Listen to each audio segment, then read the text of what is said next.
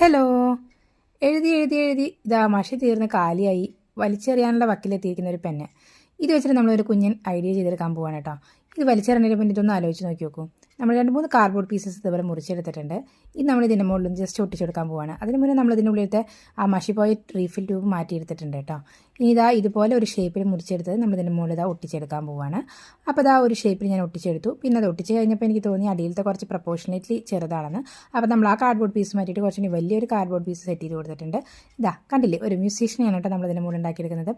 പെന്നെ വേണമെന്നില്ല, ഏതെങ്കിലും സ്റ്റിക്ക് ഉപയോഗിച്ചിട്ട് നമുക്ക് ഇതുപോലെ ഒട്ടിച്ചെടുത്തിട്ട് നമുക്ക് ഡെക്കറേറ്റ് ചെയ്യാൻ ഉപയോഗിക്കാം. പക്ഷേ ഫ്ലൂട്ടിൻ്റെ ഒരു ഷേപ്പ് കിട്ടാൻ ഇതുപോലെ റീഫിൽ നല്ല ബെസ്റ്റാണെന്ന് എനിക്ക് 3 ട്യൂബ് വെച്ചിട്ട് കൈയും അതുപോലെ തന്നെ ഫ്ലൂട്ടും ഞാനിത് ഇതിലാണ് സെറ്റ് ചെയ്തെടുക്കുന്നത്. അപ്പോൾ ആ ഒരു പെന്നിനും 2-3 റീഫിൽ ഉപയോഗിച്ചിട്ട് നമുക്ക് ഇതുപോലെ ചെയ്തെടുക്കാൻ പറ്റുന്ന ഒരു കുഞ്ഞനായിട്ട്. കളർ ചെയ്യാനായിട്ട് നിങ്ങൾക്ക് പെയിൻറ്റ് തന്നെ വേണമെന്നൊന്നുമില്ല, നമുക്ക് സ്കെച്ച് പെൻ ഉപയോഗിച്ചിട്ട് ഇത് കളർ ചെയ്തെടുക്കാം കേട്ടോ. അപ്പോൾ ഇന്നത്തെ വീഡിയോ ഇഷ്ടമായോ?